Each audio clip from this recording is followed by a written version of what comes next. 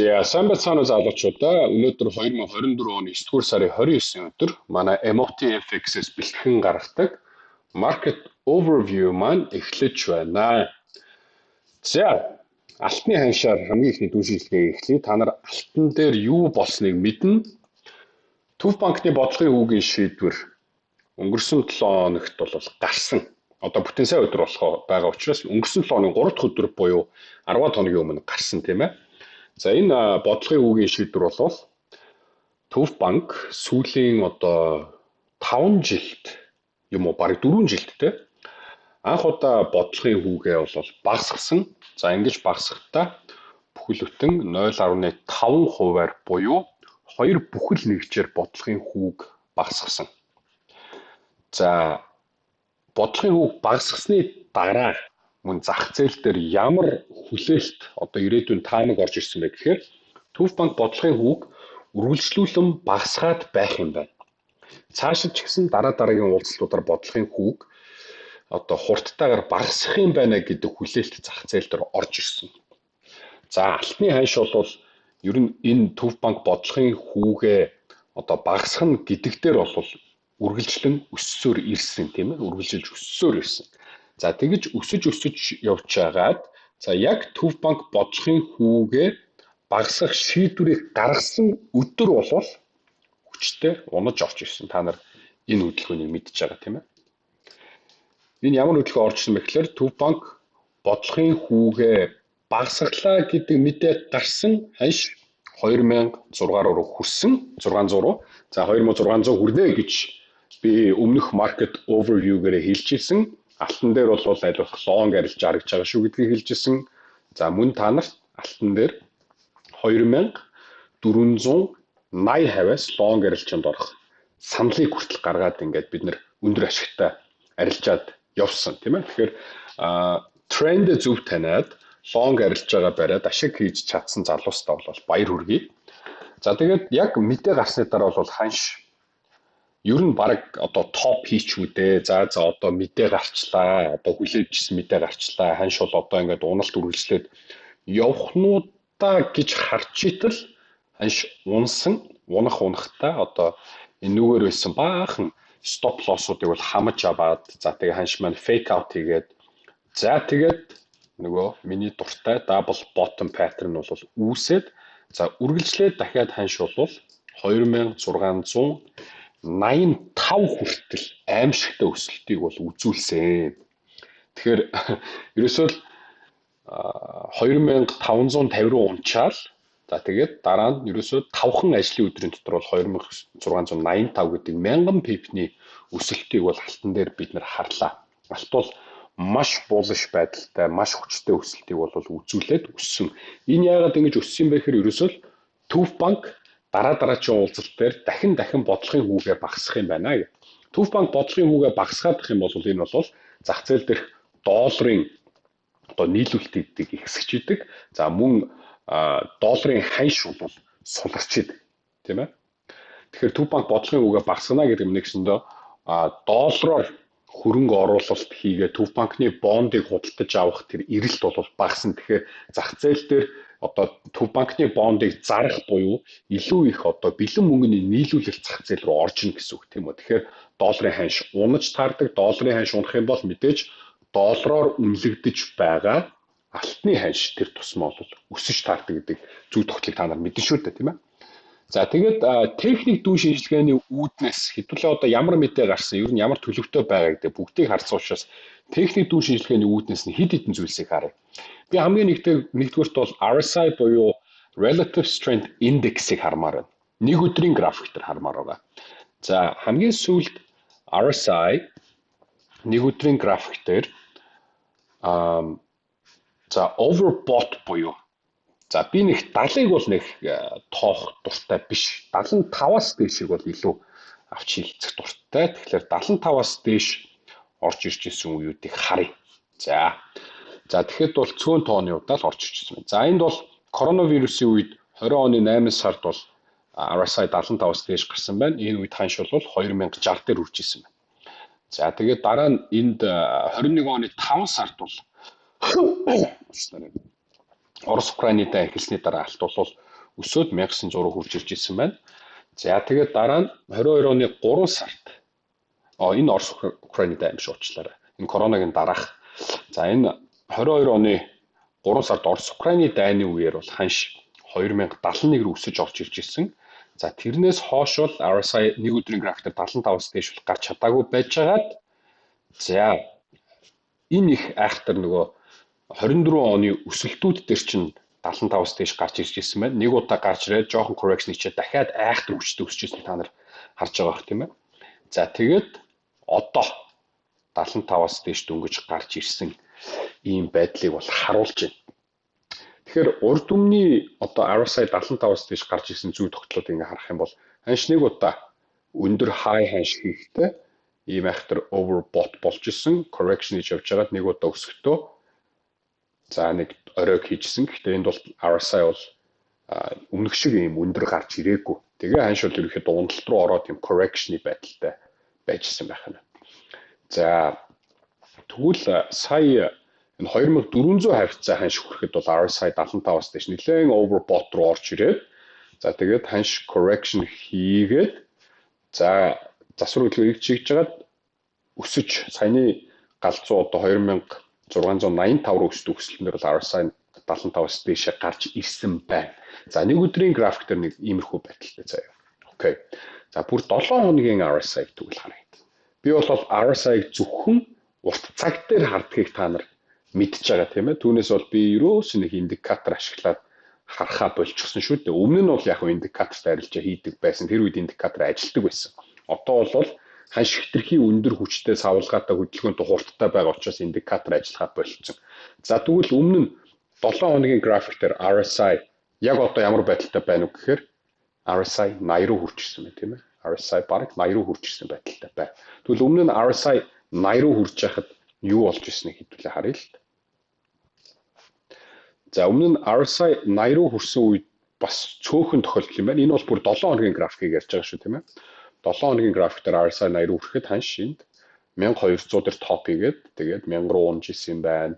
За дараа нь энд 1800 11 онд хүрэхэд RSI weekly буюу 7 хоногийн RSI 80 руу орж тэгж унж орж ирж исэн байна. За тэгээд энд бол ханш 2600 хүрэхэд нэг 19 онд ингэж гарч ирж исэн байна. За тэгээд ер нь бол correction явж исэн. За дараа нь энд те нөгөө коронавирусын үеэр 2000 руу хүрч ирэхэд бол RSI 7 хоногийн график дээр 80 руу хүрч ирсэн байна. За тэрнээс хойш нэг л удаа одоо 2020 оноос хойш нэг л удаа RSI 7 хоногийн график дээр 80 руу хүрсэн нь ханш 2450-ыг хүрэхэд тийм ээ. За тэгчээд доошоо одоо ханш correction хийчихэд буцаж дээшээ өсөж гарч ирэхэд одоо энэ 2700 гэдэг одоо ханш руу ойртож ирэхэд RSI бол дахин 80 руу ойртож байгаа юм байна гэдэг. Тэгэхээр ерөнхийдөө юу гэж дүгнэх гээд байна вэ гэхээр том цагийн зураглал дээр харах юм болвол алт ер нь нэлээд overbought болчихсон. Алтан дээр одоо томчууд аль хэдийнэ эзлэх байршлаа бол эзлээд магадгүй авах ёстой ашгаа аль хэдийнэ авч байгаа. Тэгэхээр тодорхой хэмжээний correction засвар хөдөлгөөн орж ирэх боломжтой ийм баримт одоо зүй тогтол бол харагдаж байна. За тэгээд энэ нэг өдрийн RSI-ийн энэ одоо нөхцөл байдлыг ажиглах юм бол RSI энэ одоо 23 оны 10 сард хүчтэй одоо уналт явж байгаад Израиль Палестины одоо дайн эхлэхэд бол маш хүчтэй өсөлт эхэлсэн шүү дээ тийм ээ. Тэрнээс хойш дахиж энэ RSI бол энэ oversold байдал руу бол ингэж ерөөсөө доош унаагүй байгаа юм шүү дээ. Нэг удаа яг хэд удаа ингэж орж ирж ирсэн бол баг ийм bullish pattern маягийн хийж байгаа дэшээ задраад ингэж явж ирсэн байна. Тэгэл дандаа RSI ер нь 50-аас дээш 50 дээр эсвэл 50-аас дээш гэдэг дандаа ийм bullish байдлыг илтгэж ирсэн. Тэгэхээр би хувьдаа алтыг бол ер нь яаж арилжмаар байна гэхээр одоо нэг тийм айхтар арилжаа хийхээс илүүтэй боломжийг хүлээмээр харагдаж байгаа.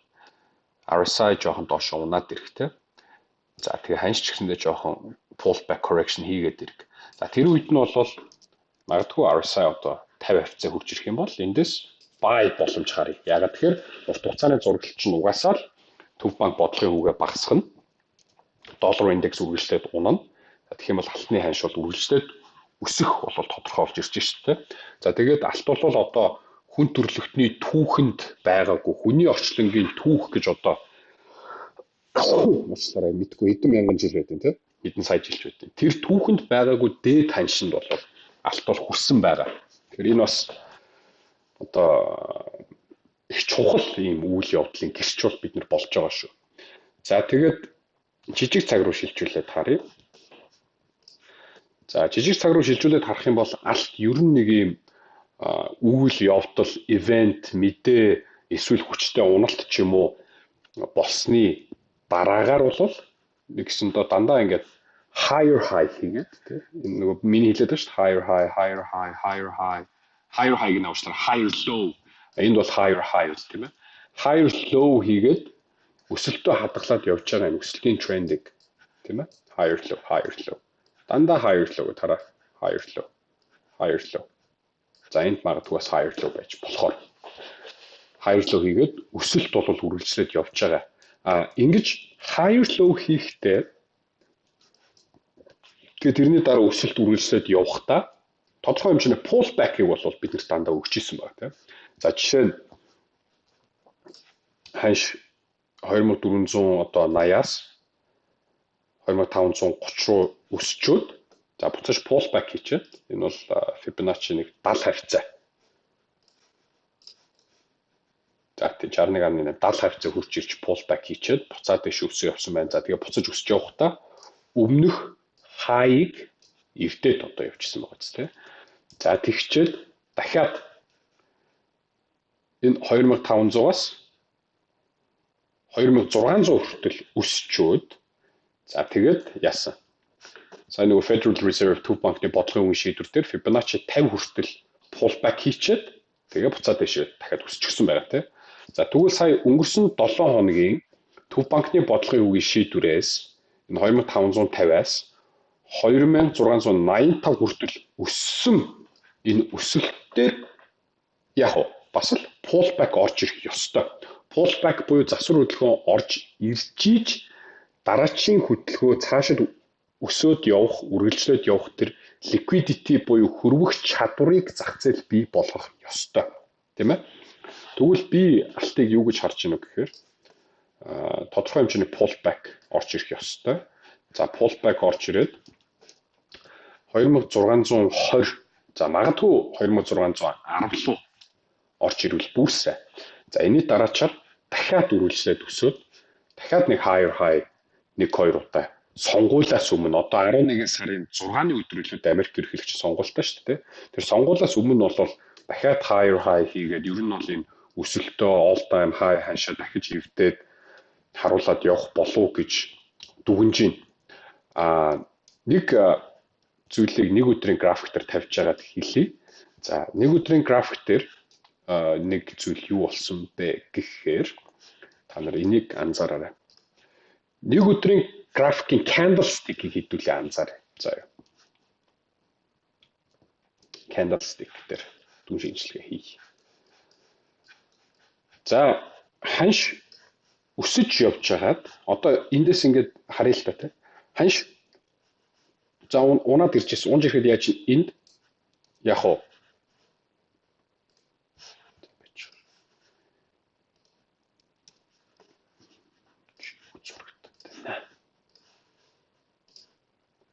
за ханш энд өсөж явж ирсэн нэг өдрийн графикийн low-оос доошоо ороод low цэг хийчихсэн тийм. За тэгснэ дахиад доошоо унаад энд lower low хийгээд явж штэ тийм. Lower low хийгээд явчихна. Тэгэхээр өсөлтийн тренд явж хахад нэгсэндээ яаж нөхөр өмнөх өдрийн low-ыг дараачийн өдрийн low нь доошоо эвдэхгүй байгаад байгаа биз. Энэ low-с high. Энэ low-с high байсан. Гэтэл өмнөх өдрийн high-ыг эвдэж чадлаггүйгээр дараачийн өдрийн candlestick нь low-ыг доошоо эвдчихээр яаж вэ? Дараачийн өдөр нь дахиад lower low хийх боломж үүсэж байна. Тэ? За тэгэнгүүтээ дараач өдөр яг энэ өдрийн low-ыг эвдээгүй. Гэхдээ энэ high-ыг эвдээгүй болохоор тэрний дараач өдөр нь яасан? Энэ low эвдэх боломж үүсээд lower low гэд уналт орж ирээд явчихж байна, тийм ээ? Уналт орж ирээд явчихж байна. За дараагийн тэгвэл өдрийг харъя. Ханш өсөж ирлээ. За тэгчээд ямар нэгэн мэдээ гараад бас савлгаа орчод энэ non farm payroll байсан ч юу ч лээ, тийм. Тэгээ non farm payroll байсан юм байна. Ханш high хийцэн боловч fake out-ыг доошоо өмнөх өдрийнхэн low-ыг эвдсэн. Гэхдээ дараагийн candlestick нь өмнөх өдрийнхэн low-ыг доош эвдэлгүйгээр дараач нь эвдэлгүйгээр явжгаад high эвдсэн, тийм. High эвдчихэнгүүт өсөх боломж бий болчихж байна, тийм үү? Өсөөд явчихж байна. За тэгвэл байж байгаа би дүгнэлт нь хүрэх гээд байгаа шүү. За мөн энд non farm payroll гэж яасан. Ханш high эвдээд low доошоо эвдэхгүй low хадгалсан явж ирсэн шүү дээ, тийм. Higher low. За тэгвэл энд яасан. Өмнөх өдрийн high-ыг эвдэж чадаагүй энэ хараа. Өмнөх өдрийн дээд цэгийг дараагийн candlestick эвдэж чадаагүй. Гэхдээ доод цэгийг эвдэлчихсэн, тийм үү? За тэгсэн чинь яасан? Энэ мэдээ гараад дээш өссөн боловч доош онж орж ирээд нөгөө low-ыг өмнөх өдрийнхөө low-ыг эвдсэн. Тэ? Тэгвэл энэ low-ыг доош эвдсэн бол яах вэ? Дахиад ханш lower low хийгээд унах боломжтой байсан, тийм үү? Гэтэл тэгээгүй. Тэр өдрийнхөө low-ыг хадгалж үдэлдээд бүр хаасан ханш нь candlestick-ийн хаасан ханш нь өмнөх одоо нээгдсэн ханшнаас өндөр гарч ирсэн. За тэгвэл энэ өсөх боломж бүрдээд дахиад энэ high эвдээд higher high хийсэн. Энэ high нэгэд эвдсэн болвол яасан? Low хадгалсан. Өдөр болгон high эвдээ явсан, тийм. Эвдсэн. Дахиад энэ low хадгалсан. Энд high эвдсэн. Тэгвэл сая өнгөрсөн 5 дахь өдөр юу болчих вэ гэхээр энэ high-ыг эвдэж чадаагүй, тийм ээ? Энэ high-ыг эвдэж чадаагүй. Мөн ханшийн хаагдсан цэгээс доогуур хаагдсан. Тэ? Уналтаа candlestick бол орж ирсэн шүү дээ. Энэ low-ыг ханш доошоо эвдсэн. Окей? Эвдсэн.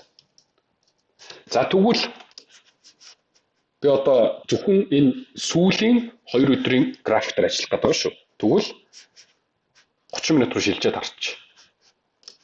За тэгвэл яасан? За тэгээд session break тавьчих буюу өдрөөр нь салгачих. Session break хана. За энд. За би өдрөөр нь салгачих. Тэгвэл энийг би 9 сарын 27 гэж тэмдэглэж тэ. 9 сарын 27 гэж тэмдэглэж.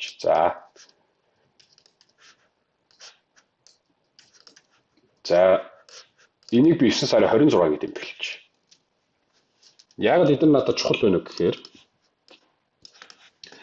өмнөх өдрүүд чинь дандаа яасан. Доод ханшаа эвдэхгүй.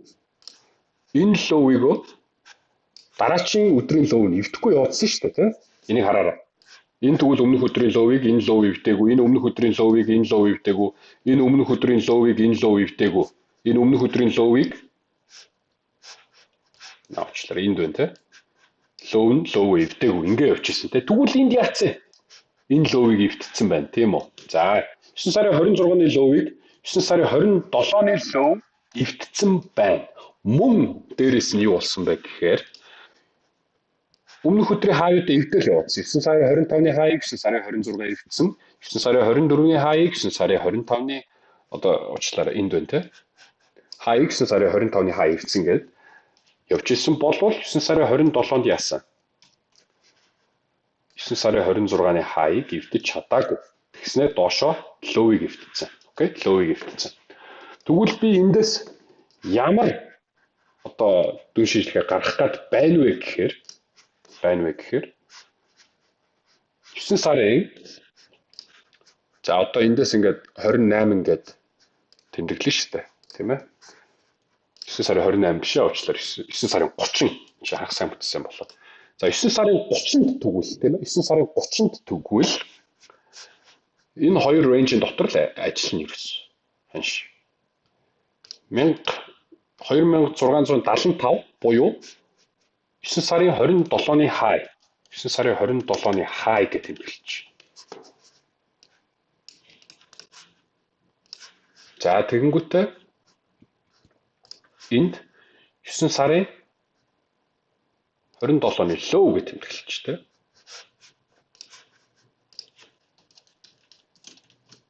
9 сарын 27-ны low. За тэгвэл энэ 9 сарын 28-нд юу болох вэ? Энэ 9 сарын 25-нд болохоор биш 9 сарын 26-ны хай, 9 сарын 27-ны хай маань нэгдэж чадаагүй. Гэсэн мөртлөө 9 сарын 27-ны low, 26-ны low-ыг 9 сарын 27-ны low маань эвдсэн. Тийм ээ? Өмнөх өдрүүдэд юу болчихсон санаарай. Low хадгалаад, high-аар хадгалаад, high эвдээд ингээд өсөлт үргэлжлээд явж исэн болвол 9 сарын 25-нд тренд жоохон өөрчлөгдөж эхэлсэн тийм. Тэгвэл одоо бид нэр 9 сарын 30-наар дараагийн 7 хоногт ер нь ямар одоо боломжтой ханш яаж хөдлөх боломжтой вэ гэдгийг гаргаж ирэх гэдэг байгаа байхгүй юу тийм. За ингээд тэмдэглэж. Тэгвэл 9 сарын 30-нд ханш 9 сарын 27-ны low-ыг доошоо эвдэх юм болвол тийм ээ. Эндээс дахиад доошоо low хийх юм болвол энэ хай-ыг дэшээ эвдэхгүй байх магадлал маш өндөр. Ойлгомжтой тийм. 9 сарын 27-ны low-ыг 9 сарын 30-нд доошоо эвдвэл дахиад 10 сарын 1-нд ч гэсэндээ доошоо low эвдээд явах боломжтой. Хэрвээ тэгэх юм бол 9 сарын 30-нд low-ыг эвдэх юм бол 9 сарын 27-ны high буюу 2675-ыг ханш эвдэхгүй байх магадлал өндөр. Тэгвэл яах нь вэ? 9 сарын одоо 9 сарын 30-нд тий ханш low-ыг доошоо эвдчихэд буцаж retracement хийгээ явж явах юм бол жишээ нь одоо short арилжаанд орох боломж гарч ирэх нь шүү дээ тийм ээ. Short арилжаанд орох боломж гарч ирж болж байна. Окей. За ханш тэгвэл 9 сарын 30-ны low-ыг 10 сарын 1-нд чинь эвдэх юм болвол эндээс дахиад short арилжаа их боломж гарч ирж байна тийм ээ. Эсвэл ханш 9 сарын 30-нд low-ыг эвдчихэд 10 сарын 1-нд low-ыг эвдэхгүй ч болно шүү. Ингүүл яах вэ? Энэ low-ыг хадгалчвал тэгвэл яах вэ? Ханш 9 сарын 30-ны high-ыг эвдэх магадлал руу орно шүү. 9 сарын 30-ны high-ыг эвдэх юм бол за high гэдээ ингээд үргэлжлээд өсөөд явах тэр нөгөө моментум ороод ирчихнэ гэсэн үг. Тэр боломж ороод ирчихнэ гэсэн үг. Окей? Эсвэл маргааш ингэж болно шүү. Маргааш ханш 9 сарын 27-ны low-ыг эвдэхгүй байж болно. Ингээ байсч болно. Тэ? Тэгэх юм бол яах вэ? 9 сарын 27-ны high-ыг эвдэх магадлал ороод ирнэ л гэсэн үг. 9 сарын 27-ны ханш биш үү те? 9 сарын 27-ны low-ыг эвдэхгүй мөртлөө 9 сарын 27-ны high-ыг эвдчихвэл үргэлжлээд өсөлт явна гэдэг энэ дүгнэлт рүү орно. Тэгэхээр бид нэр ханшин дараачийн өдрүүдийн чиглэлийг зөвхөн өмнөх өдрийнх нь low болон high point-уудаар бас дүгнэж болдог. Окей? Тэгэхээр дүгнэлт юу болох нь вэ? 9 сарын 27-ны low хадгалагдвал long арилжаа тал руугаа хийгээд явах зүгээр. 9 сарын 27-ны low доошо эвдэрвэл pullback хийхэд нь short арилжаа хийж болно. Яг гэвэл 9 сарын 27-ны high эвдэхгүй магадлал өндөр болчихж байгаа байхгүй. Окей? За ийм дүгнэлт нь үржиж шүү. За. Окей. За тэгэхээр алтан дээр ийм дүгнэлттэйгээр маргаашийн арилжааг бид нэр төлөвлөх нь байна. Ойлгомжтой байх гэж найдаж байна. За дараачийн харах хослол USD/JPY. USD/JPY сайхан өсөж явж байгаа их хүчтэй бас уналт ороод ирсэн байна. За энэ session break-ийг алга болгоно.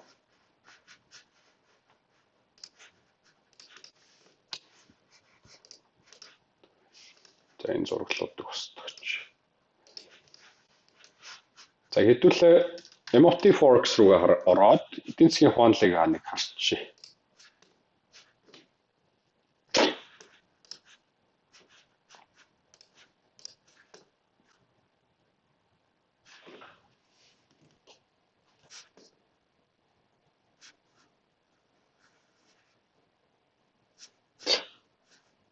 юу л Японы төв банкны шийдвэр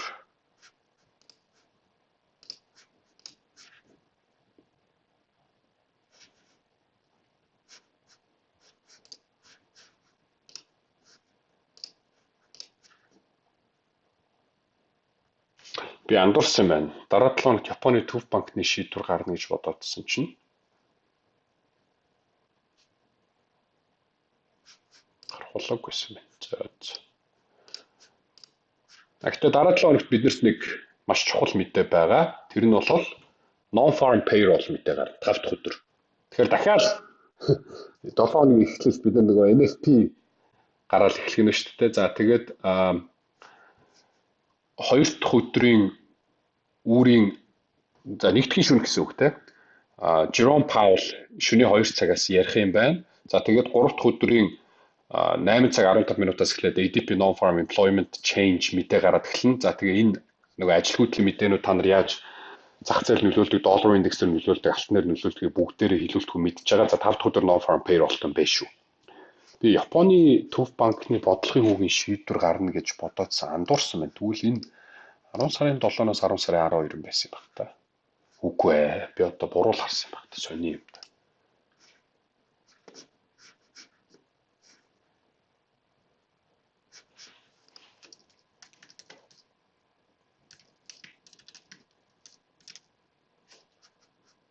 BOJ, Bank of Japan.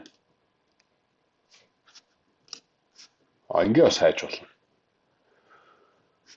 Bank of Japan interest rate decision. За болоогүй юм шиг байна. За буруу харсан юм шиг. За ямар ч үсэн USD JPY нэг ийм 140 гэсэн төвшин дээр ингээ байгаад байгаа.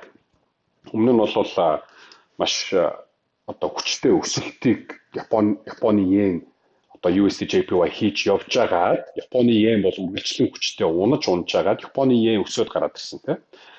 За тэгээд доллар индекс бол одоо унаж байгаа, доллар унаж байгаа учраас Японы өсөд доллар унаж байгаа учраас ерөнхийдөө USD JPY бол уналтын байдал руу орсон байна. Гэхдээ энэ бол энэ 140 ер нь 140 л гэж үзэх юм байна да. 140 бол маш чухал key level төвшин байна. 140-оос 141-70-ын хооронд. Өмнө нь ханш хурж ирээд спорт авч агаад хүчтэй өсөлт явж исэн. Сая бас хурж ирээд нэг тач хийгээд өсөөд буцаж унаж ирээд 139 рүү нэг fake out хийснээр буцаж өсөөд гэхдээ яасан байна? Нөгөө том point-уудаараа харахаар lower high болсон байдаг шүү дээ. Lower low.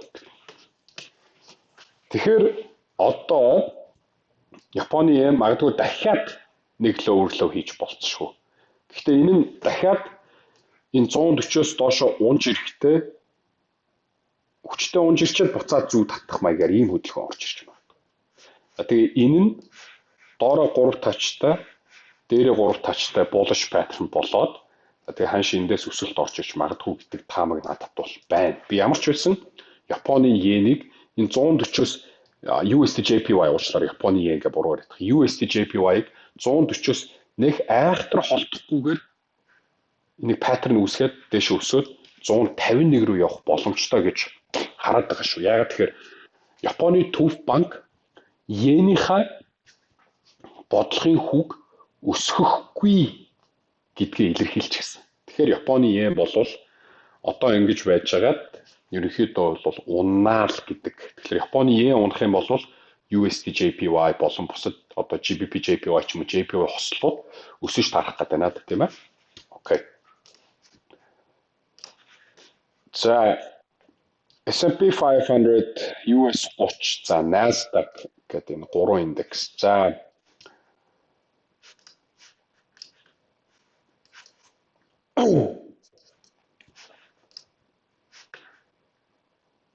S&P 500-аар ярьчих. За одоо 11 сарын 6-нд Америкийн төв банкны нэ уучлаарай. Америкийн ерөнхийлөгчийн сонгуультай. За S&P 500 бол all time high буюу бүх цаг үеийн хамгийн дээд ханшин дээрээ хүрч ирсэн байгаа. За өмнөх 20 оны сонгуулийн үеийн ханшийн байдлыг хэвдүүлээ харъя. Окей. 20 оны 11 сарын 6-нд сонгуул болчихсон.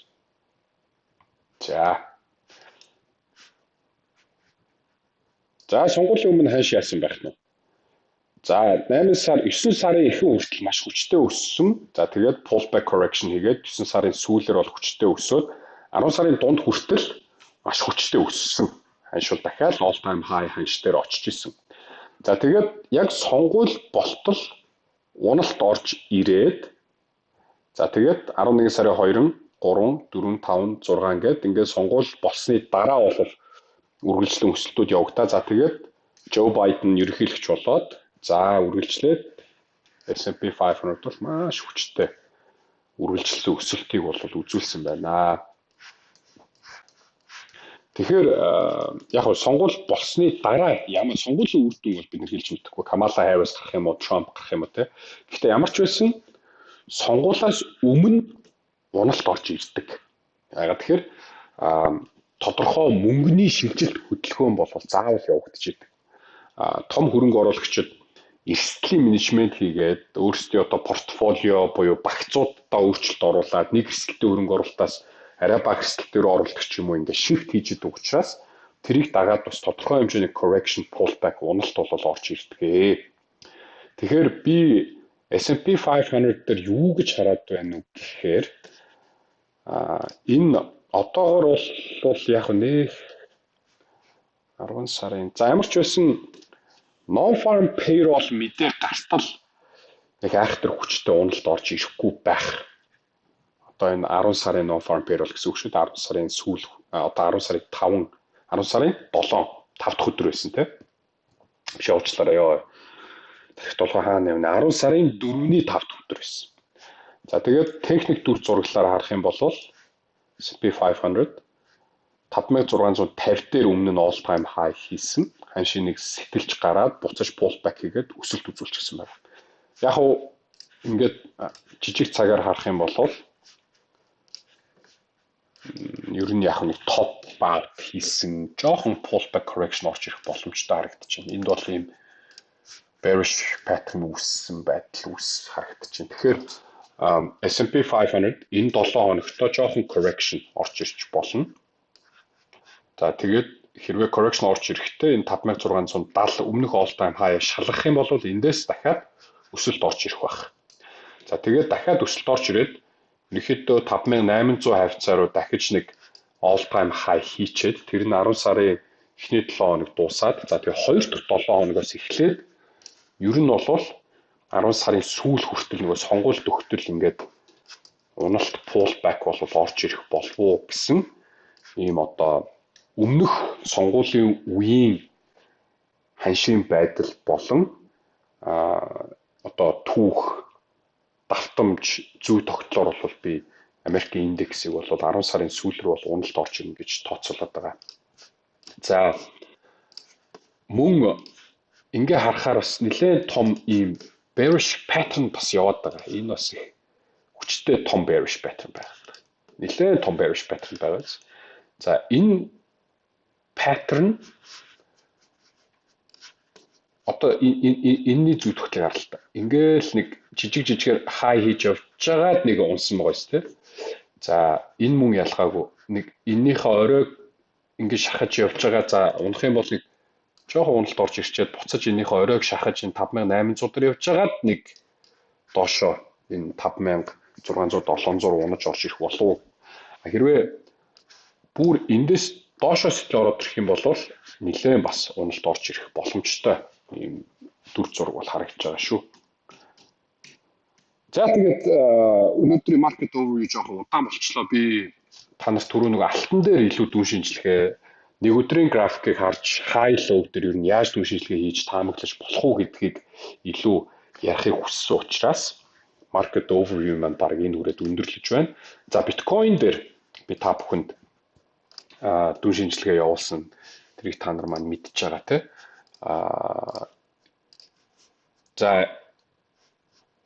60 сүүлд биткойныг бол 60 мянга хүрнэ гэдэг энэ 50 эдэм 53 мянгаас дээш өсөд 60 мянга руу явна гэдгийг бол таамаглаж чадсан. Энэ дээр бас ашиг хийж чадсан хүмүүстээ баяр хүргэе. За одоо биткойн юу гэж харагдаж ийн вэ гэхээр за нэг өдрийн график дээр тавьчих. За нөгөө л консолидейшн буюу засвар хөдөлгөөн яваал байгаа шүү дээ. Ханш бол удаан хугацааны туршид бол ингээд засвар хөдөлгөөн хийгээл чинь баг бүтэн хагас жилийн турш ингээд засвар хөдөлгөөн хийгээл байж чинь тий айхтар хүчтэй унаад өмнөх шиг тэгээд бүх өсөлтөө алдаад унаад явцсан юм ерөөсөй байхгүй.